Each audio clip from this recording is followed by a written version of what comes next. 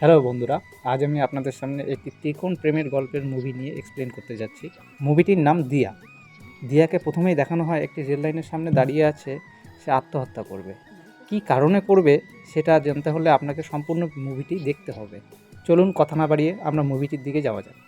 দিয়া সেখানে অনেকক্ষণ রেলের জন্য অপেক্ষা করে, সে রেল আসলে সেখানে আত্মহত্যা করে মরবে। কিন্তু তার পরের সিনে দেখানো হয় দিয়া একটি লাইব্রেরিতে পড়াশোনা করছে এবং সে লাইব্রেরিতে পড়াশোনা করতে করতে একসময় সে মনে মনে অনেক কিছু ভাবতে থাকে। আর সেই ভাবাকালীনই দেখতে পারে যে একটি স্মার্ট এবং দেখতে খুব সুন্দর একটি ছেলে তার দিকে তাকিয়ে আছে। ছেলেটির নাম রাজ। আর ছেলেটিকে দেখার সাথে সাথে দিয়ার খুব ভালো লেগে যায় সেই ছেলে। আর তারপর থেকে শুরু হয়ে যায় দিয়ার একতরফা প্রেম। সে একটি লেবে এক্সপেরিমেন্ট করছে, ঠিক সেই সময় সেই ছেলেটিকে দেখতে পারে। আর ছেলেটিকে দেখার পরে সে তাকে নিয়ে অনেক কিছু চিন্তাভাবনা করতে থাকে এবং তাকে সে একদম মন থেকে ভালোবেসে ফেলে।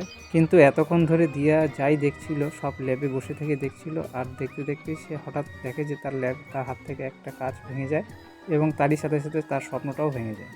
তারপরের সিনে দেখানো হয় ছেলেটি একটা সুন্দর ড্রয়িং আর্ট করছে এবং ড্রয়িংটি আর্ট করার পরে সে কলেজের নোটিশ বোর্ডে সেই ড্রয়িংটাকে আটকে রেখেছে।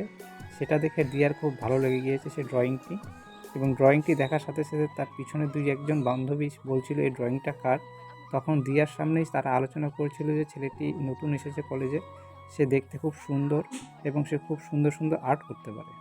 এই কথাগুলো শুনে দিয়ার একদমই মোটেও ভালো লাগেনি এই জিনিসটা। তাই দিয়া সিদ্ধান্ত নিয়েছে যে ড্রয়িংটা সে চুরি করে নিয়ে যাবে।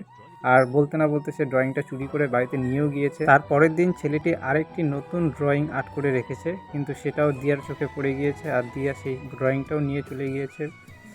তার পরের সিনে দেখানো হয় দিয়া তার পড়ার টেবিলের সামনে সেই ড্রয়িংগুলোকে সুন্দর করে সে সাজিয়ে রেখেছে এবং সেই ড্রয়িংগুলোর দিকে সে তাকিয়ে অনেক কিছু ভাবছে। তারপর দেখানো হয় মেয়েটি সেই ছেলেটির সাথে কথা বলবে দেখে সে আয়নার সামনে ট্রাই করছে কিভাবে সে তাকে কথা বলবে। মেয়েটি বাসের মধ্যে একা একাই সেই কথাগুলোকে রিপিট করছে, আর ঠিক সেই সময় বাস কন্ডাক্টর তার কাছে টিকিটের কথা বলায় সে বাড়িতে যে কথাগুলো প্র্যাকটিস করছিল সেই কথাগুলোই বলে ফেলে। আর সেটা শোনার পরে বাস কন্ডাক্টর অবাক হয়ে যায়। তারপরে সিনে দেখানো হয় মেয়েটি কলেজের একটি ফাঁকা জায়গায় দাঁড়িয়ে সেই কথাগুলোকে রিপিট করছে, যেই কথাগুলি সে সেই ছেলেটিকে বলবে। ঠিক সেই সময়ই সেই ছেলেটি তার পাশ দিয়ে যাচ্ছিল, আর তখন সে ভাবছিল যে চারিদিকে যেহেতু ফাঁকা সেই কথাগুলো সে এখনই বলবে। কিন্তু এত চেষ্টা করার পরেও দিয়া সেই রাজের কাছে আর তার মনের কথা খুলে বলতে পারে না, এবং সে অনেকভাবেই চেষ্টা করেছিল রাজকে তার মনের কথা খুলে বলবে, কিন্তু শেষ পর্যন্ত সে ব্যর্থ হয়ে যায়। এই নিয়ে বাড়িতে সে অনেক চিন্তা ভাবনা করে শেষে সিদ্ধান্ত নেয় যে সে তাকে আজকে সব কিছু মনের কথা খুলে বলবেই, এবং কলেজের নোটিশ বোর্ড থেকে যে ছবি দুটো সে নিয়েছিল সেই কথাটাই তার কাছে খুলে বলার জন্য সে গিয়েছিল কলেজে। কিন্তু কলেজে রাজকে খোঁজার পরেও কোথাও না পাওয়ায় কলেজের এক বান্ধবীকে সে জিজ্ঞেস করলো রাজ কোথায় গিয়েছে, তুমি কি দেখেছো নাকি? তখন তার বান্ধবী তাকে বলল যে কলেজ থেকে সে পাস হয়ে চলে গিয়েছে এবং একটা ভালো চাকরি পেয়েছে, তাই সে আর কোনোদিনও কলেজে আসবে না। এই কথা শুনে দিয়ার মনটা অনেকটা ভেঙে যায়। তার পরের সিনে দেখানো হয় দিয়া লিফটে করে বাড়িতে যাচ্ছে, ঠিক সেই সময়ই দেখতে পারে যে লিফটের সামনে কেউ একটু আসছে যেটা রাজের মতো দেখতে লাগছে। সেটা দেখার পরে সাথে সাথেই দিয়া সেই লিফটের রিভার্স বাটনে ক্লিক করে সে আবারও দরজাটা খুলে তখন দেখতে পারে যে সে রাজই ওখানে দাঁড়িয়ে আছে। সেটা দেখার পরে রিয়া কিছুক্ষণের জন্য অবাক হয়ে, কারণ সে এই রাজের জন্যই সবসময় মনটা খারাপ করে থাকতো। তারপর যখন লিফট থেকে দুজনে বার হয় তখন পিছন থেকে রাজ তাকে ডেকে বলে দিয়া সুর নাকি। রাজ তখন দিয়াকে বলে আমি তোমার এই বিল্ডিংয়েই নতুন শিফট হয়েছি, আমি এখন থেকে এখানেই থাকবো। এই বলার পরে রাজ নিজের রুমে চলে যায়, এবং যেহেতু তারা এক বিল্ডিংয়েই থাকে তখন তারা আস্তে আস্তে দুজনের মধ্যে একটা ছোট্ট কেমিস্ট্রি শুরু হয়ে যায়। তখন তারা দুজনকে নিয়ে অনেকটা সময় দেওয়া শুরু করে এবং দুজন আস্তে আস্তে বন্ধু হয়ে যায়। এবং বন্ধু হয়ে একটা সময় দেখা যায় যে সমুদ্রের ধারে দিয়া এবং রাজ যাচ্ছিল, কিন্তু ঠিক সেই সময় রাজ অন্য একটি মেয়ের সাথে গলা ধরে গল্প করছে। সেটা দেখার পরে দিয়ার মনে একটুকু ভালো লাগেনি, এবং দিয়া সেখানে অল্প একটু সময় নষ্ট না করে সে চলে গেল বাড়িতে। এবং বাড়ি গিয়েই দিয়া রাজের আঁকা ছবিগুলোকে ছিঁড়ে ফেলছিল এবং রাজকে নিয়ে সব চিন্তা ভাবনাগুলো দূর করছে। আরেকটি সিনে দেখানো হয় দিয়ার ঘরের সামনে কেউ একটা সুন্দর গিফট প্যাক করে রেখেছে। গিফটটা ওপেন করার সাথে সাথে দিয়া দেখতে পারে তার একটা সুন্দর ছবি এবং সাথে কয়েকটা লেটারও লেখা আছে। লেটারটি পড়ে দিয়া বুঝতে পারে যে রাজ তাকে খুব পছন্দ করে। রাজও দিয়াকে প্রচণ্ড পরিমাণে ভালোবাসে, যতটা দিয়া রাজকে ভালোবাসে। তারপরেই শুরু হয়ে যায় তাদের মধ্যে একটা নতুন ভালোবাসার গল্প। সেই গল্প করতে করতে তারা সিনেমা হলে অনেক কথা বলে এবং সে সিনেমা হল থেকে বাড়ি ফেরার পথে দিয়া এবং রাজের মধ্যে তাদের বিয়ের ব্যাপারে আলোচনা চলতে থাকে। ঠিক সেই সময় একটা দুর্ঘটনা ঘটে যায় দিয়া এবং রাজের মধ্যে। কিছুক্ষণের মধ্যে দেখা যায় যে দিয়া এবং রাজ দুজনে অ্যাক্সিডেন্ট হয়ে রাস্তায় পড়ে আছে। তারপরে সেই দিয়া এবং রাজকে সাথে সাথেই হসপিটালাইজ করা হয় এবং হসপিটালে দেখানো হয় যে দিয়া কিছুক্ষণের পরে জ্ঞানটা ফেরে। আর জ্ঞান ফেরার পর তার কাকাকে জিজ্ঞেস করে রাজ কেমন আছে। তখন তার কাকা তাকে বলে যে রাজ আর আমাদের মধ্যে বেঁচে নেই, রাজ তোমার আর কিসের অ্যাক্সিডেন্টের সাথে সাথেই মারা গিয়েছিল। তাই সে সেই জিনিসটা শুনে খুব শকড হয়ে যায় এবং দেখতে পারে যে রাজের মৃতদেহটি তার সামন দিয়েই নিয়ে যাচ্ছে। এত কিছু হয়ে যাওয়ার পরেও দিয়ার মনটা সম্পূর্ণরূপে ভেঙে যায়। দিয়া কোনোভাবেই রাজকে আর ভুলতে পারছে না। তাই তার বাবা মা সিদ্ধান্ত নেয় যে তাকে আর এখানে না রেখে ব্যাঙ্গালোর নিয়ে চলে যাবে তার বোনের কাছে। কিন্তু সেখানেও গিয়ে সে রাজের কথা আর কোনো প্রকারে ভুলতে পারছে না। তারপর দিয়া সিদ্ধান্ত নেয় সে আর বেঁচে থাকবে না। তাই সে রেলের লাইনেই বসে অপেক্ষা করে যে কখন রেল আসবে আর সে সেখানেই মারা যাবে। ভয়ের কারণে দিয়া সেই লাইন থেকে সাথে সাথেই সরে যায়। তার একটু পরেই তার কাছে একটা ফোন আসে। ফোনে যে ছেলেটি কথা বলছে তার নাম আদি। আদি এবং দিয়া কিছুক্ষণ এক রাস্তা দিয়ে হাঁটছিল। ঠিক সেই সময় একটি চোর এসে দিয়ার ঘাড়ের ব্যাগটি নিয়ে দৌড়ে চলে যায়। আর সেই মুহূর্তে আদি সেই ব্যাগটিকে নিয়ে ফিরে আসে চোরের কাছ থেকে। তাই সেই ব্যাগটি দেওয়ার জন্য দিয়াকে ফোন করে। তারপরে সিনে দেখানো হয় আদি একটি ডাক্তারের সাথে কথা বলছে। অ্যাকচুয়ালি এই ডাক্তারটি হচ্ছে আদির মা, যে এই নার্সিংহোমে থাকে। আদিকে তার মা বলে কিছুক্ষণ ওয়েট করতে। আর সেই ফাঁকে ওয়েট করতে করতে দেখতে পারে যে দিয়া নামে কেউ একজন তার সেই ডাক্তারের কাছে এসেছে ডাক্তার দেখাতে। তখন সে দিয়াকে বলে যে তোমার একটা ব্যাগ হয়তো আমার কাছে আছে, তুমি একটু ওয়েট করো, আমি তোমার জন্য ব্যাগটা নিয়ে আসছি। কিন্তু সেখানে এসে দেখে দিয়া আর সেখানে নেই। তারপরে একটা দেখানো হয় যে আদি সিনেমা হলে বসে আছে কিন্তু তার পাশে দিয়া বসেছিল। সেটা দেখার পরে দিয়াকে আবার ব্যাগের কথা বলতেই সে বলে যে আমার এই ব্যাগের আর প্রয়োজন নেই, কারণ আমি ব্যাগের থেকে বড় সমস্যা এই মুহূর্তে ভুগছি। তখন আদি তার মনটা ঠিক করার জন্য বলে যে সমস্যা আর কোথায়, সমস্যা দেখতে হলে চলো আমার সাথে।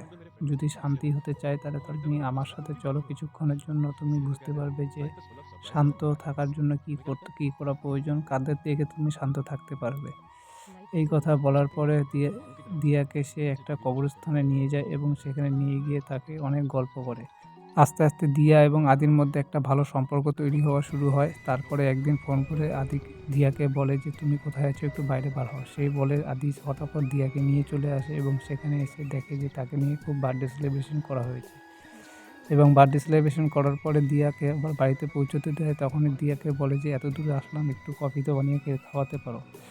তখন দিয়া বলল অবশ্যই খাওয়াবো। এই বলতে বলতে তাদের দুজনের মধ্যে একটা ভালো বন্ধুত্বের সম্পর্ক তৈরি হয়। এরপরের সিনে দেখানো হয় যে দিয়া আদিকে বলছে যে হয়তো তাদের সম্পর্ক আজকেই নষ্ট হয়ে যাবে, কারণ আজকে তাকে বাড়িতে যেতে হবে। এর কথা শোনার পরে আদির মন একবারে খারাপ হয়ে যায়। সে ঘুমানোর চেষ্টা করে কিন্তু ঘুমোতে পারছিল না। ঠিক সেই সময় তার মার কাছে ফোন করে বলে যে দিয়ার সাথে হয়তো তার সম্পর্ক আজকেই শেষ হয়ে যাবে, তাহলে কি করা যায় যাতে দিয়াকে সে আরেকটু সময় তার সাথে কাটাতে পারে। তখন তার মা সাজেশন দেয় যাতে সে গাড়িতে করে দিয়াকে যতটা দূর সম্ভব নিয়ে আসুক, তারপরে ট্রেনে করে যাতে তার বাড়ি পর্যন্ত চলে আসে।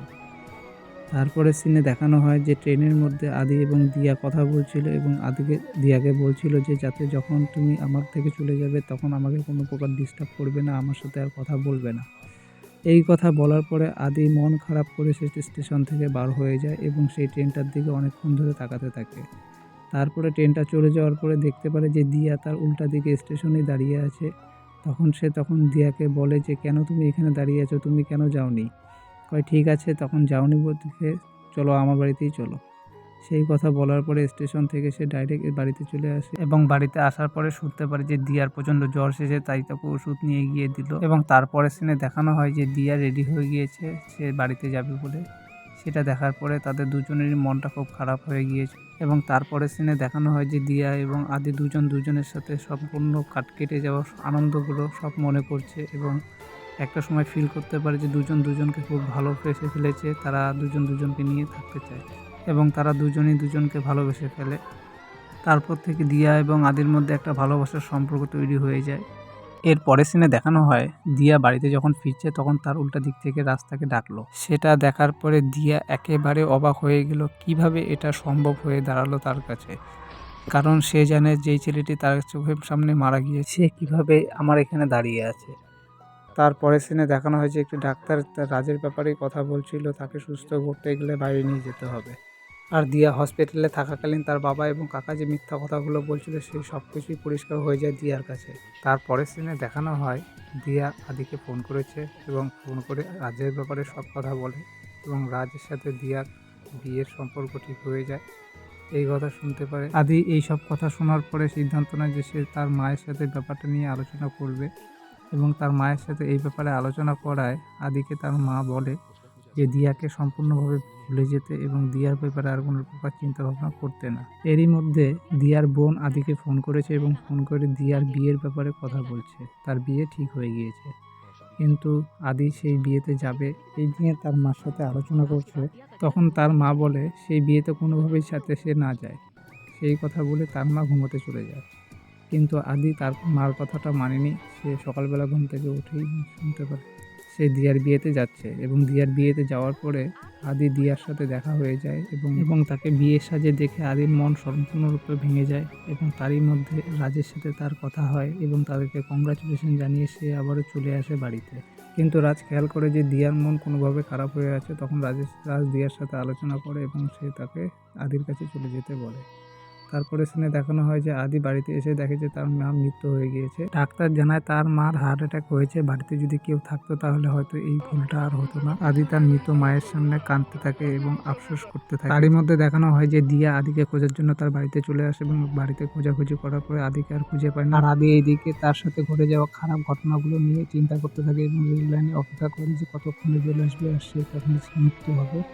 আর সেই সময় দিয়ার সামনে আদি চলে আসে এবং আদিকে ফিরে আসতে বলে, কিন্তু আদি কথা বলার আগে ট্রেন এসে তাকে উড়িয়ে নিয়ে চলে যায় এবং বইটি এখানেই শেষ হয়ে যায়। আপনাদের যদি এই মুভিটি ভালো লেগে থাকে তাহলে অবশ্যই এই চ্যানেলটি সাবস্ক্রাইব করে রাখুন।